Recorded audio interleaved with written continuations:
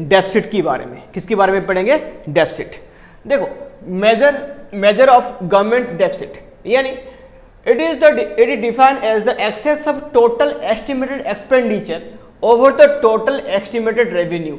यानी अगर हम जो गवर्नमेंट बजट के बारे में पढ़ रहे थे एक्चुअली इसके बारे में, यानी गवर्नमेंट की इनकम कहां से आएगी और गवर्नमेंट कहां पे उसे खर्चा करता है, यही बात है। एंड ऑफ द डे हमको क्या करना पड़ेगा? मैच करनी पड़ेगी कि इनकम कितनी आई और हमने कितने एक्सपेंडिचर किया। अगर एक्सपेंडिचर इनकम से ज्यादा हो गया होगा उसको हम क्या बोलते हैं? डेफिसिट। क्या बोलते हैं उसको? डेफिसिट। अगर इनकम ज्यादा होगी किससे? एक्सपेंडिचर से, तो उसको हम क्या बोलेंगे? सरप्लस। तो इसी चीज को आओ समझते हैं कि डेफिसिट क्या है और डेफिसिट को मेजर भी कैसे करेंगे, ये भी यहां पे पढ़ने वाले हैं। तो देखो इट इज डिफाइंड एज, देखो बजट क्या यहां पे? Budgetary deficit. क्या क्या है डेफिसिट? तीन टाइप की डेफिसिट होती है। पहले आ जाओ रेवेन्यू डेफिसिट में। Revenue deficit refers to an excess of revenue expenditure over revenue receipt during the given fiscal year. यानी यहां पे क्या है? ये कौन सी डेफिसिट की बात हो रही है? रेवेन्यू मतलब क्या है? डे टू डे जो हमने पढ़ा था कि रेवेन्यू एक्सपेंडिचर क्या है? ये वो एक्सपेंडिचर है उससे होने पे ना कोई एसेट्स की इंक्रीज होती है ना कोई पुराना लायबिलिटी हम इसको रिडीम करते हैं, ये है ना। और रेवेन्यू इनकम क्या था तुम्हारा? रेवेन्यू रिसिप्ट, यानी ये गवर्नमेंट की डेली इनकम है, यानी कौन सी tax income and non tax income, ठीक है, नॉन टैक्स रिसिप्ट। तो इसी के बीच में यहां भी डिफरेंस देख रहे हैं। तो रेवेन्यू डेफिसिट कब होगा?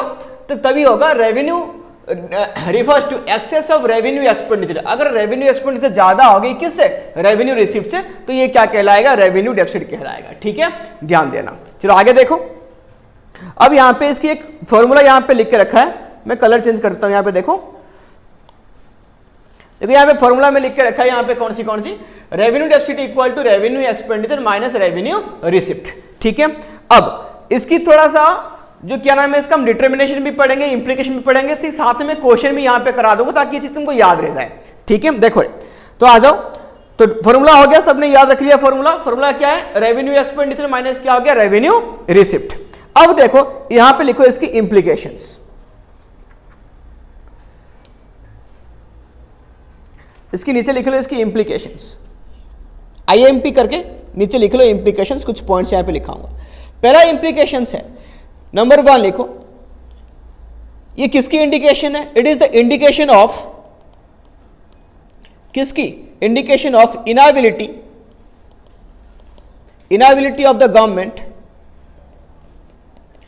Inability of the government to meet its regular expenditure,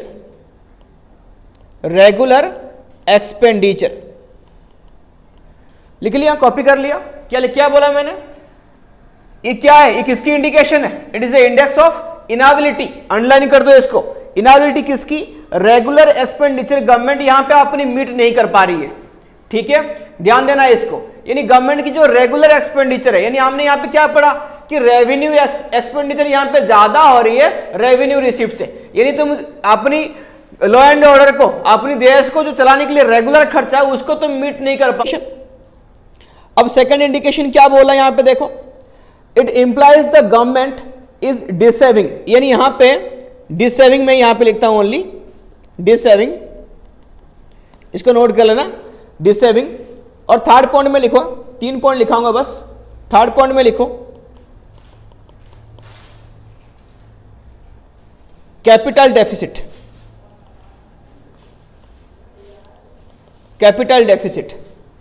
ठीक है, कैपिटल डेफिसिट होगा। ये क्यों होगा मैं बता रहा हूं, 3 पॉइंट लिख लिया।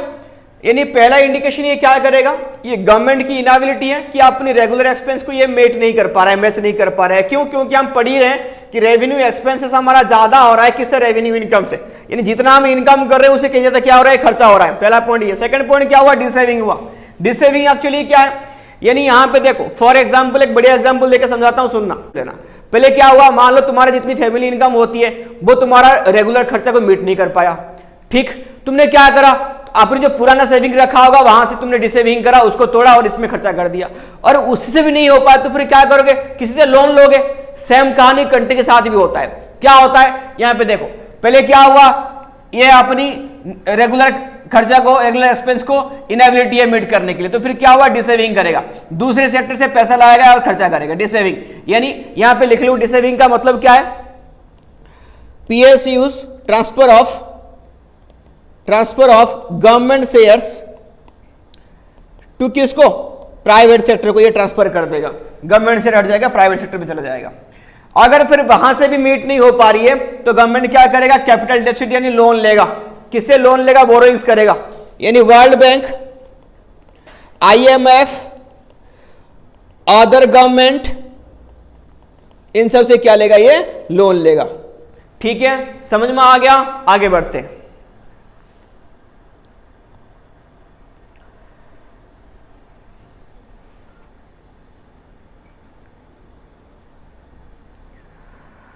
देखो तो यहां पे ये हो गया, यहां तक तुमको समझ में आ गया। फिर आगे देखो, इसको थोड़ा मिटा के मैं कुछ और लिख रहा हूं यहां पे, ये हो गया, ये नोट कर लेना। पहला पॉइंट दोबारा बोल रहा हूं, क्या है ये, इंडिकेशन ऑफ इनएबिलिटी, सेकंड आया डिसेविंग, थर्ड में क्या होगा, कैपिटल डेफिसिट। ठीक है, अब आगे देखो, इसको मिटा के मैं लिख रहा हूं,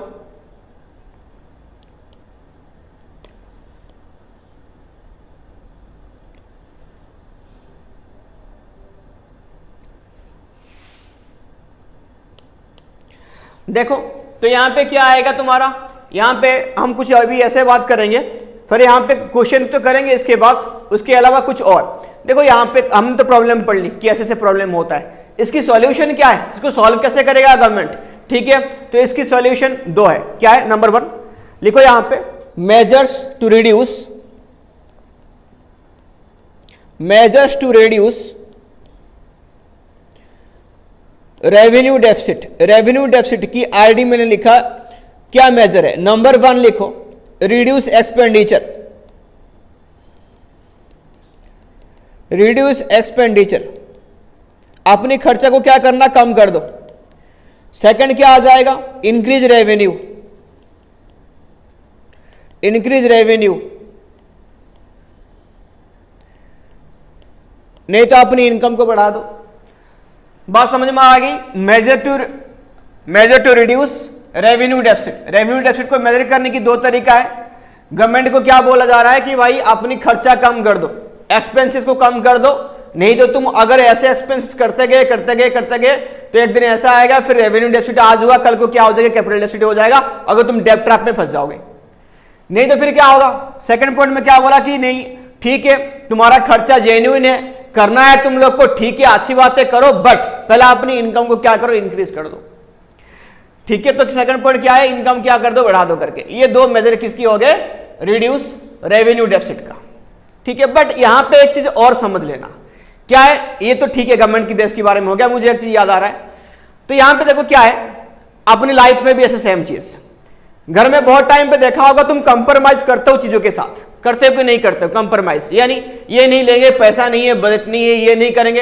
यानी अगर ये जो आदत है बड़ा गंदी आदत है, अगर ये एक बार में पड़ गया ना तुम लोग को कि ठीक है हम जिंदगी से कंप्रोमाइज कर लेंगे, जितना बजट है उतने में ही खुश रहेंगे, एक सेफ जोन बना लेंगे अपने चारों तरफ, इससे आगे नहीं जाएंगे, जिंदगी तुम्हारा सिमट जाएगी, यकीन मानो जिंदगी छोटी हो जाएगी। अगर तुमने क्या करा, अपनी आदत डाल दो, खर्चा हो रही है तो खर्चा भी करूंगा और साथ में अपनी इनकम को बढ़ाऊंगा, तो तुम्हारा दिमाग फिर घूमते फिरेगा, इनकम कहां से आएगी, कहां से आएगी, इनकम कहां से कमाऊंगा। जब दिमाग में लगेगा फिर दिमाग तुम्हारा और यूज होगा। अब ऐसे नहीं बन पाओगे अमीर। ठीक है, एक्सपेंसेस हो रहा है, जो जेन्युइन है वो करो, बट साथ साथ में अपनी इनकम को भी बढ़ाने की तरीके सोचो। यानी लोग बोलते नहीं कि जितनी चादर है उतनी अपनी पैर फैलाना चाहिए। अबे चादर को बड़ा कर दो ना, पैर अपने आप आ जाएगी उसके अंदर, बड़ा करने की ताकत रखो अपने अंदर। ठीक है, कमाना सीखो, ये समेट के जीना मत सीखो, बेकार जिंदगी है वो। ठीक है, आगे बुक में आ जाओ, हो गया। अब आगे लिखो, ये लिख लिया तुम लोगों ने, रिड्यूस हमने कर ली, कैसे कैसे करनी है। फिर देखो नेक्स्ट टॉपिक पे आ जाओ, फिस्कल डेफिसिट। क्या है फिस्कल डेफिसिट? फिस्कल डेफिसिट क्या है? It refers to the excess of total expenditure over total receipt excluding borrowings during the fiscal year. यानी fiscal deficit equal to total खर्चा minus total receipt excluding borrowings. तो यहां पे जो total expenditure को मैं दो यहां पे लिख लेता हूं, ये है क्या टोटल एक्सपेंडिचर, यहां पे लिखो, दो पार्ट में कर दो। यहां पे लिखो revenue expenditure, revenue expenditure plus plus लिखो यहां पे revenue receipt, sorry capital expenditure, see expenditure, revenue expenditure plus capital expenditure क्या हो गया, टोटल एक्सपेंडिचर हो गया। अब यहां पे लिखो टोटल रिसिप्ट में क्या आ जाएगा, टोटल रिसिप्ट में ये आ जाएगा रेवेन्यू रिसिप्ट आरआर, और यहां पे कैपिटल रिसिप्ट, कैपिटल रिसिप्ट में ओनली क्या आएगा, ओनली आएगा recovery of loan, recovery of loan, ठीक है, यानी जो लोन वाला चीज यहां पे आएगा नहीं, तुमने किसी को लोन दिया तो उसकी रिकवरी आ जाएगी। फिर क्या हुआ, अगर हमने कुछ एसेट्स बेचा होगा, सेल ऑफ एसेट्स यहां पे आ सकता है, ठीक है, ये सारी चीजें आएगी। क्या नहीं आएगी, बस जो हमने किसी से लोन लिया होगा वो नहीं आएगा। मैंने ये 2 एग्जांपल डाला, आगे लिखाऊंगा, ठीक है। तो यानी टोटल एक्सपेंडिचर का मतलब क्या हो गया, revenue expenditure plus capital expenditure. Total receipt का मतलब क्या हो गया, रेवेन्यू रिसिप्ट और कैपिटल रिसिप्ट, बस लोन वाली पार्ट यहां पे आएगा नहीं जो हमने दूसरे से लोन लेके रखे हैं, ठीक है, याद रखना है इस चीज को। अब आगे देखो, अब इसकी इंप्लीकेशन देख लो, ये मैं मिटा रहा हूं।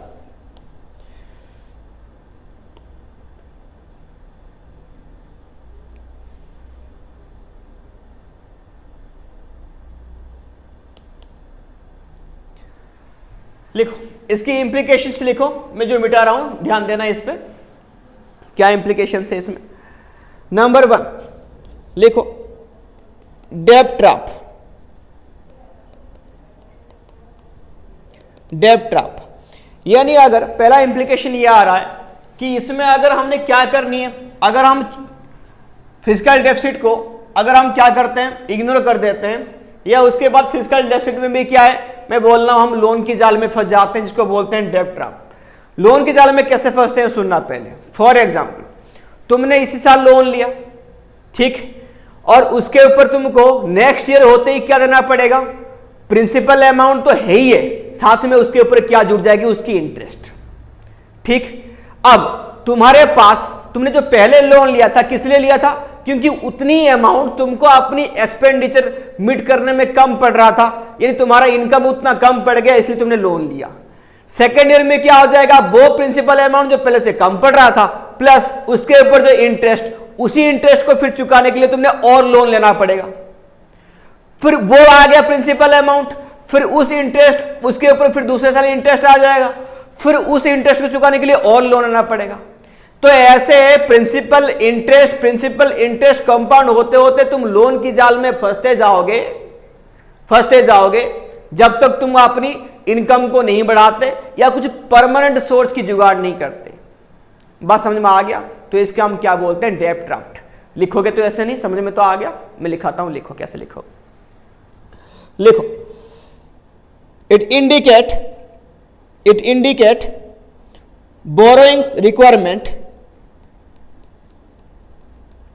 borrowing requirement of the government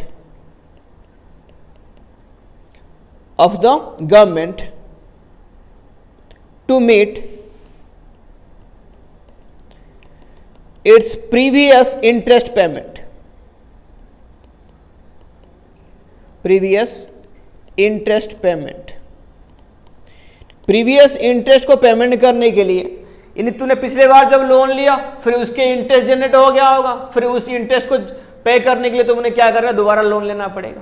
तो इसको क्या बोलते हैं कि लोन की जाल में फंस जाओ। यहां पे लिख लो एक इक्वेशन में कि जो डेब्ट ट्रैप का क्या मीनिंग होता है, यानी प्रिंसिपल अमाउंट प्लस इंटरेस्ट, फिर उसके लिए क्या आ जाएगा, ये फिर बन गया तुम्हारा प्रिंसिपल अमाउंट, फिर उसके ऊपर नेक्स्ट आ जाएगा फिर इंटरेस्ट, फिर उसके ऊपर और इंटरेस्ट, ऐसे होते होते क्या हो जाएगा, तुम डेब्ट की जाल में फंसते जाओगे। ठीक है, आ गया समझ में। नेक्स्ट लिखो इन्फ्लेशन। सेकंड पॉइंट लिखो इन्फ्लेशन। क्या लिखा, इन्फ्लेशन। इन्फ्लेशन क्या है, इन्फ्लेशन क्या है, देखो इन्फ्लेशन यानी नॉर्मल गुड्स की जो रेट बढ़ने को, इंक्रीज होने को हम क्या बोलते हैं, इन्फ्लेशन। ठीक है, नॉर्मल गुड्स की रेट कैसे बढ़ेगा, बढ़िया से समझाऊंगा, ध्यान देना, पूरा ध्यान बोर्ड के ऊपर दो। ठीक है, इन्फ्लेशन एक्चुअली में क्या होता है, बहुत इंपॉर्टेंट चीज है, उसको समझना। ठीक है, देखो पहले समझ लो, जो आरबीआई है तुम्हारे कंट्री में, उसके पास पावर है बहुत पैसा छापने का, यानी आरबीआई है, उसके पास प्रिंटिंग मशीन्स है, तो वो पैसा छाप सकता है। तो अगर तुम दिमाग में सोच रहे होगे अच्छा तो ऐसे बात है, तो फिर हमारा देश गरीब क्यों है ना? आरबीआई को बोलो पैसा छाप देगा, उस पैसे को हम खर्चा करेंगे। ऐसा बिल्कुल नहीं है। एक पिछले वीडियो में मैंने बताया था कि एक्चुअली में सच में पावरफुल कौन है, पैसा या प्रोडक्शन। अभी समझाता हूं पावरफुल कौन है और कैसे, यहां पे ध्यान दो बोर्ड पे, ठीक है। अब देखो हुआ ये, मैं इसको मिटा रहा हूं, इसमें समझाऊंगा। देखो इन्फ्लेशन यहां पे हेडिंग डाल देना और इसी के अंदर ये एग्जांपल लिख लेना।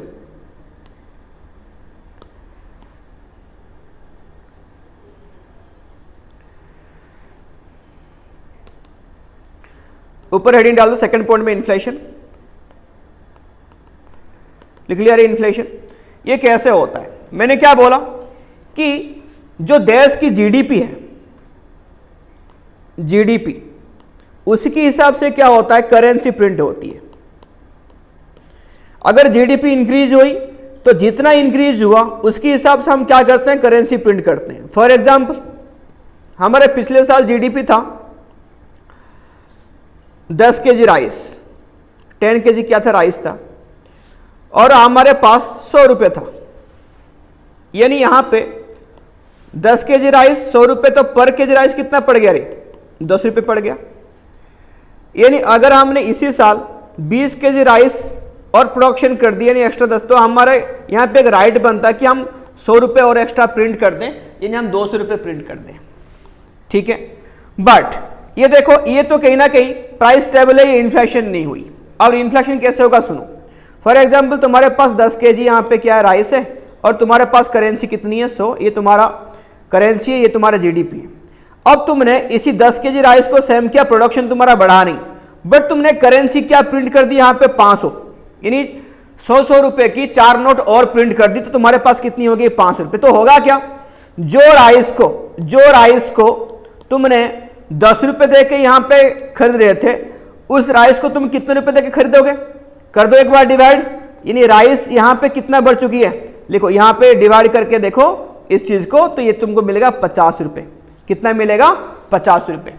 यानी इसको हम बोलते हैं इन्फ्लेशन, यानी बिना मतलब के तुमने करेंसी प्रिंट कर दी। देख रहे हो यहाँ पे 10 केजी तुम्हारे पास राइस था, जीडीपी के हिसाब से 100 रुपए तुम्हारे पास करेंसी था, तुमने प्रोडक्शन तो बढ़ाया नहीं, जीडीपी नहीं बढ़ाई, और तुमने क्या कर दी, 4 करेंसी और प्रिंट कर दी। तो होगा क्या, जिस राइस को तुम 10 रुपए देके खरीदते थे, उस राइस को तुम 50 रुपए देके खरीदोगे। इसको हम क्या बोलते हैं, इन्फ्लेशन। क्या बोलते हैं इसको, इन्फ्लेशन। यानी अगर हम बिना मतलब के आरबीआई से करेंसी प्रिंट करवाएंगे तो होगा ये, मनी सर्कुलेशन बढ़ जाएगी, लोगों के पास पैसा आ जाएगा, लोगों की परचेसिंग पावर बढ़ जाएगी, लोग डिमांड करने लगेंगे, तो साथ तुम्हारे पास सप्लाई कम, डिमांड ज्यादा, प्राइस बढ़ गई। इसको बोलते हैं इन्फ्लेशन। बात आई समझ में? आ गया तो सब्सक्राइब करना, लाइक भी कर देना, ठीक है। चलो रे आगे पढ़ते रहो। तो पहले समझ लिया इन्फ्लेशन, अब आ जाओ।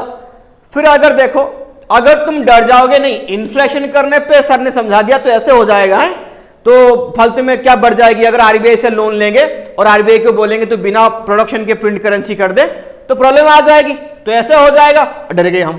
तो फिर हम आरबीआई से, चलो नहीं आरबीआई से लोन नहीं लेंगे, तो फिर और एक इन्फ्लेशन देख लो और एक इंप्लीकेशन देख लो।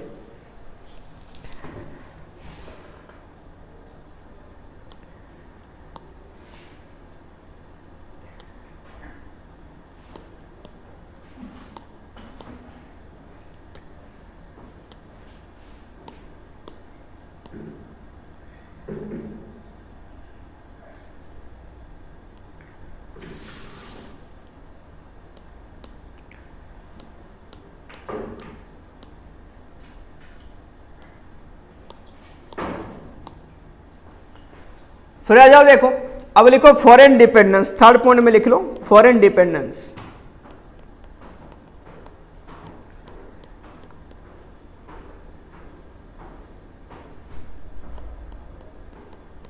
फॉरेन डिपेंडेंस, तो यहां पे क्या होगा, यानी मैं अभी बोल रहा था कि अगर हम इन्फ्लेशन से डरेंगे कि आरबीआई से लोन नहीं लेना क्योंकि इन्फ्लेशन बढ़ जाएगी, बिना जीडीपी के कर रहे हैं, तो हमने क्या करे, फॉरेन डिपेंडेंस, दूसरे गवर्नमेंट से यहां पे लोन लेना शुरू करेंगे।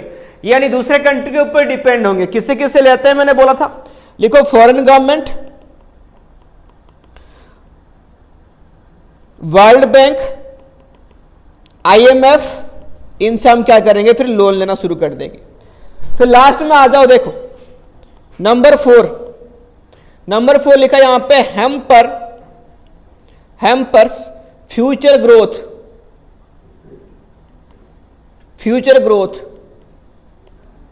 यानी जो फ्यूचर ग्रोथ है वो भी यहां पे हैम्पर होगी। फॉर एग्जांपल, अब मान ले हम बहुत एक गलत चीज करते हैं, हमेशा सरकार को गाली देते हैं कि जो सरकार है ये हो गया वो हो गया, सरकार हमारे लिए काम नहीं किया, है ना, सरकार ने पैसा खा गया। ऐसे एक्चुअली होता नहीं है, सच में ऐसा नहीं है। क्या है, अब मान लो पिछले कोई सरकार था, उसने लोन लेके चला गया, बहुत सारे कर्जा कर दी, देश को चलाने के लिए लोन ले ली, बोला 5 साल मेरा क्या जाता है। 5 साल नहीं, एक्चुअली कांग्रेस गवर्नमेंट ने मान लो कितना 40 साल करी। अब तुम गाली बक रहे हो किसको, बीजेपी गवर्नमेंट को, कि मोदी ऐसा कर दिया। एक्चुअली ऐसा है क्या, ऐसा है नहीं, पढ़े लिखे लोग ऐसे बोलते नहीं है। कैसे, क्योंकि ये जो सिलसिला है ना लोन का, कर्जा का, ये तो इन्होंने किया नहीं, इनकी शासन तो कितनी अभी 10 साल से हुआ है ना। तो यहां पे जो लोन है वो किसने करके गया, जो गवर्नमेंट पहले था। अब क्या होगा, अगर हम देश को सुधारना चाहें तो हमारे ऊपर पहले से लोन पड़ रखा है, तो अगर सटन आए कि हाँ गवर्नमेंट आ गया तो गवर्नमेंट बिल्कुल मोदी आ गया चेंज कर देगा, बिल्कुल बढ़िया से कर देगा। कैसे करेगा, सुपरमैन थोड़ी ना है, ये कुछ चमत्कार करेगा, ऐसे कुछ नहीं करेगा, पर टाइम लगेगा उसको। बात आई समझ में। हाँ, तो देखो, तो यहां पे क्या हुआ, तो हैम्पर हो गया फ्यूचर ग्रोथ, क्योंकि पुराना लोन चुकाने में सारे हमारा ध्यान रहेगा।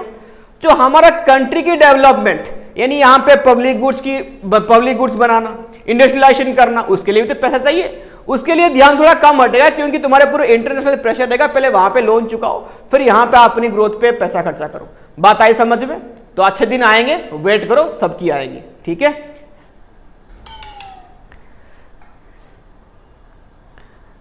चलो आगे देखो,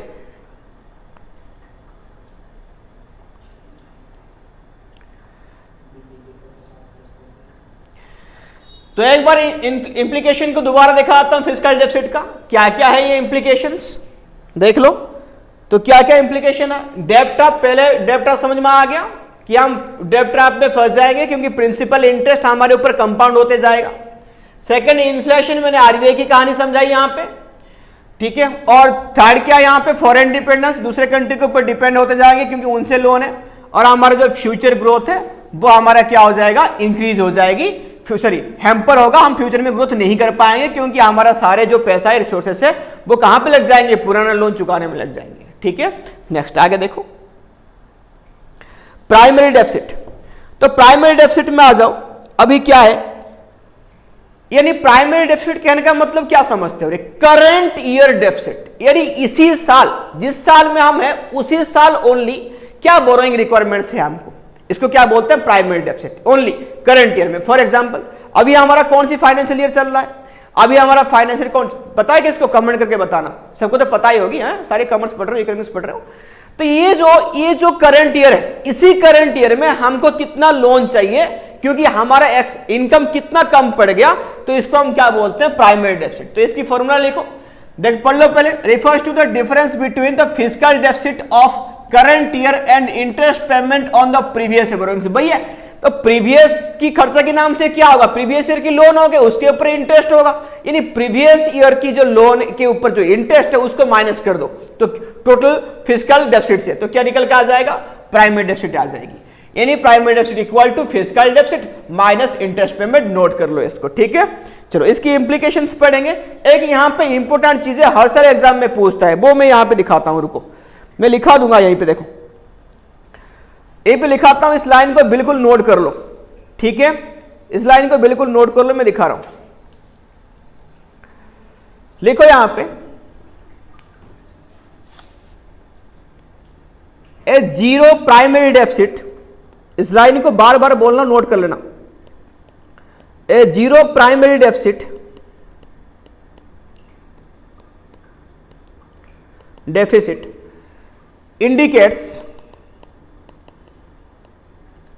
indicates that interest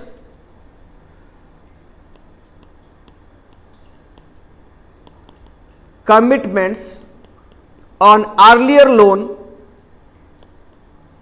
यानी जो पिछले साल लिया गया होगा किसी साल में, अर्लियर लोन वाली लाइन बिल्कुल नोट करना अपनी कॉपी में। इसका क्या मतलब है, अगर प्राइमरी डेफिसिट क्या है बोला कि जीरो है, क्या है जीरो है, तो यहां पे प्राइमरी डेफिसिट मतलब मैंने क्या बोला, करेंट ईयर की डेफिसिट अगर लिखा रहा है जीरो तो मतलब इस साल की कोई भी डेफिसिट है नहीं।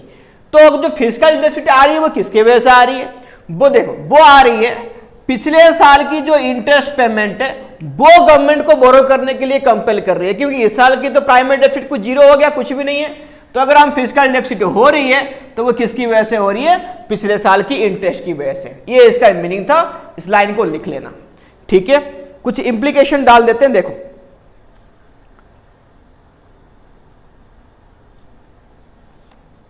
हेडिंग डाल दो यहां पे, मैं इसको मिटा के यहां पे लिख रहा हूं, इसी को डाल दो रे इंप्लीकेशन के अंदर, इसी को डाल दो इंप्लीकेशन के अंदर। मैं यहां पे करता हूं IMP, ठीक है, यहां पे मैं कर दिया IMP, इसको डाल दो इंप्लीकेशंस के अंदर। अब आ जाओ कुछ क्वेश्चंस करेंगे, देखो कुछ क्वेश्चंस करेंगे, क्या है क्या नहीं है। भाई फॉर्मूला सबने लिख लिया, तो पहले आ जाओ फिस्कल डेफिसिट की कुछ क्वेश्चन करते हैं। यहीं पे मैं दिखा दूं फिस्कल डेफिसिट की, लिखो एक चीज यहां पे फिस्कल डेफिसिट में नोट कर लो, बड़ा इंपॉर्टेंट चीज है।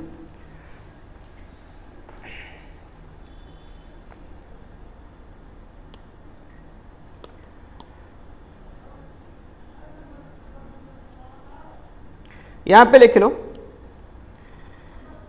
If fiscal deficit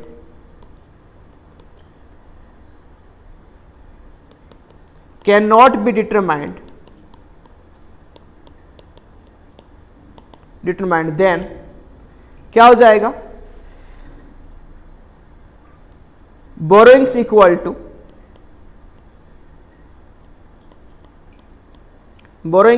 to fiscal deficit. जो बोरोइंग्स है उसको हम क्या मानेंगे, जो टोटल बोरोइंग्स होगा उसको हम क्या मानेंगे, फिस्कल डेफिसिट। इसको नोट कर लो, इसको नोट कर लो।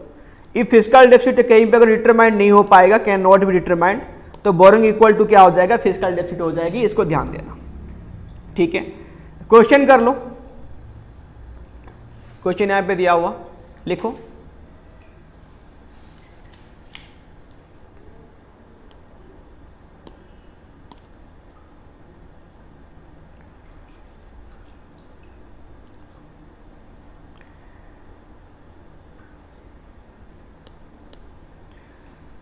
क्वेश्चन में यहां पे ये दिया हुआ क्वेश्चन में कि FD equal to fiscal deficit equal to FD equal to 12,000, revenue deficit equal to 9,000, primary deficit equal to 5,000, revenue deficit equal to 6,000। तो यहां पे नॉन डेट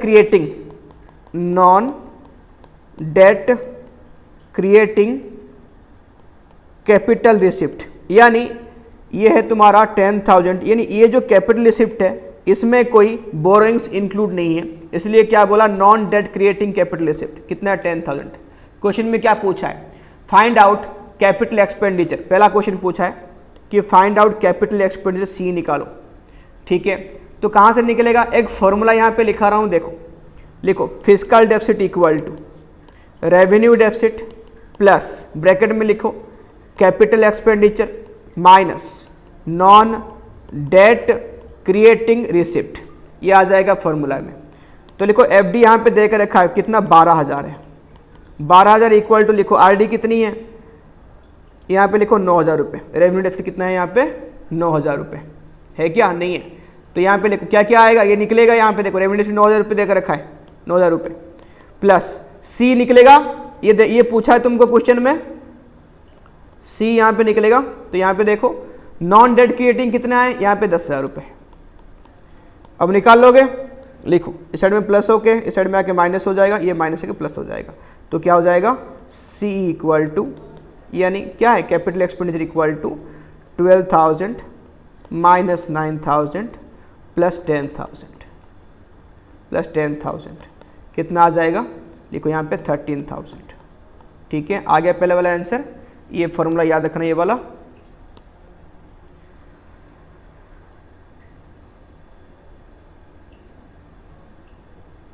हो गया, ये रेवेन्यू रिसिप्ट था, ठीक है, रेवेन्यू रिसिप्ट। चलो आगे लिखो, नेक्स्ट क्वेश्चन पे आ जाओ। इसी में नेक्स्ट क्वेश्चन पूछा है कि क्या निकल के दिखा दो, टोटल एक्सपेंडिचर। तो लिखो यहाँ पे, इसको मिटा दूं मैं पहले, सेम इन्फॉर्मेशन है। तो सेकंड क्वेश्चन में पूछा है तुम लोग को कि क्या निकल के दिखा दो, टोटल एक्सपेंडिचर। देखो टोटल एक्सपेंडिचर इक्वल टू कैसे आएगा, अभी बताया था मैंने, क्या, revenue expenditure plus capital expenditure. तो यहाँ पे लिखो revenue expenditure plus capital expenditure. तो रेवेन्यू एक्सपेंडिचर तुम्हारा क्या है, नहीं पता क्या रेवेन्यू एक्सपेंडिचर, बताओ कौन सी फॉर्मूला में निकलेगा। लिखो revenue expenditure equal to, revenue expenditure equal to, ये निकलेगा revenue deficit plus revenue receipt. कैसे, फॉर्मूला था हमारा revenue deficit equal to revenue expenditure minus revenue receipt, इसलिए उसको उल्टा कर दिया। तो revenue expenditure equal to revenue deficit कितना यहाँ पे दिया था 9000 और रेवेन्यू रिसिप्ट कितना था यहाँ पे 6000।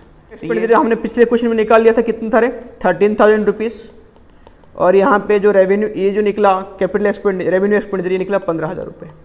तो दोनों को मिला दो तो कितना आ जाएगा 28000, कितना आ जाएगा 28000, ठीक है। अब ये हो गया, अब नेक्स्ट क्वेश्चन पे आ जाओ। नेक्स्ट क्वेश्चन क्या है तुम्हारा,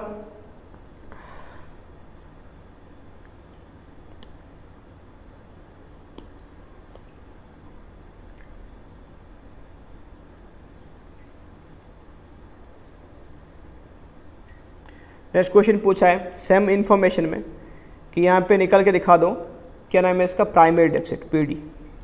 लिखो पीडी इक्वल टू क्या था, fiscal deficit minus interest payment. तो प्राइमरी डेफिसिट यहाँ पे कितनी है, थर्ड क्वेश्चन में क्या पूछा था, अच्छा इंटरेस्ट पेमेंट पूछा रही कि इंटरेस्ट पेमेंट कितनी है। तो इंटरेस्ट कितनी ये पूछा था। तो इंटरेस्ट हमारा फॉर्मूला क्या है, इंटरेस्ट की फॉर्मूला हमारी ये है कि ये कहाँ से निकलेगा, ये प्राइमरी डेफिसिट से निकलेगा। Primary deficit equal to fiscal deficit minus interest payment. तो प्राइमरी डेफिसिट जिस क्वेश्चन में देकर रखा है कितना 5000 है, तो 5000 इक्वल टू फिस्कल डेफिसिट कितना हो गया, फिस्कल डेफिसिट अभी निकाला था हमने, फिस्कल डेफिसिट कितना 12000 फिस्कल डेफिसिट, ठीक है, ये दे के भी रखा है, माइनस इंटरेस्ट पेमेंट, ये निकल जाएगा अभी। तो लिखो interest payment equal to 12000 minus ये पे आ जाएगा 5000, तो यहाँ पे आगे 7000 रुपये। ये हो गया पूरा क्वेश्चन, ठीक है। इसको याद रखना, नहीं भूलना बिल्कुल भी, फॉर्मूला बार बार पढ़ते रहना कि जैसे भी क्वेश्चन आया वहाँ पे तुम इसको कर सको, ठीक है रे। चलो डिटेल नोट के लिए एप्लीकेशन तुम डाउनलोड कर सकते हो या कमेंट करके पूछ सकते हो, ठीक है रे।